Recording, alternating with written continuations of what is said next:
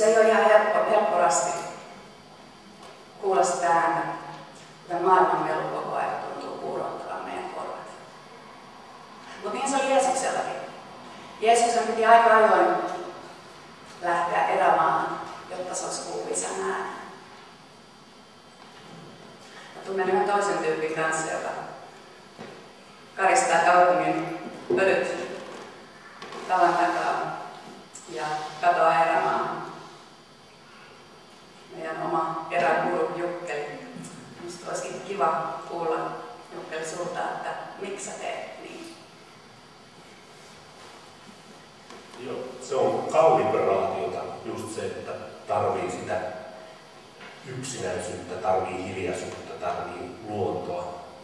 Että saa löytää just sitä sydämen totuutta. Joskus nuorena voi olla tämä totuus ja harhallisuus, väärää ajattelua, väärää oppia ja totuus on oikea oppia.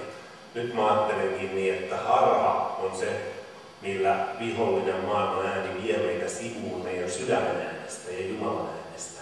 Ja just niin kuin viisaasti Mia puhuit, niin silloin kun on paljon tapahtumia, paljon ihmisiä, paljon säpinää, niin on vaikeaa kuulla sitä syvintä ääntä, kuulla sitä Jumalan ääntä ja edes kuulla sitä, että mitä itse haluaa. Ja siksi se, että kun vaikka keväällä hiihtänyt 5 päivää pulkan kanssa heittää vallasreittiä, niin ei se ollut mitään suurta hengellistä kokonaiskokemusta eikä rauhaa suurimmaksi osaksi, vaan se oli usein huolta siitä, että onko mä oikealla reitillä tai miksi nämä sukset tökkii.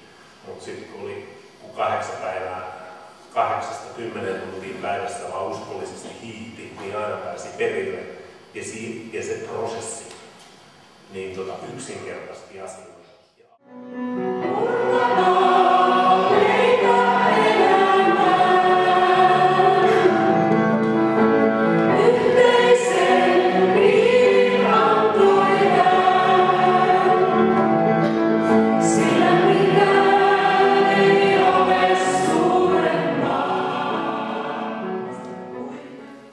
Katso, tämä on koskenut sinun huumeesi.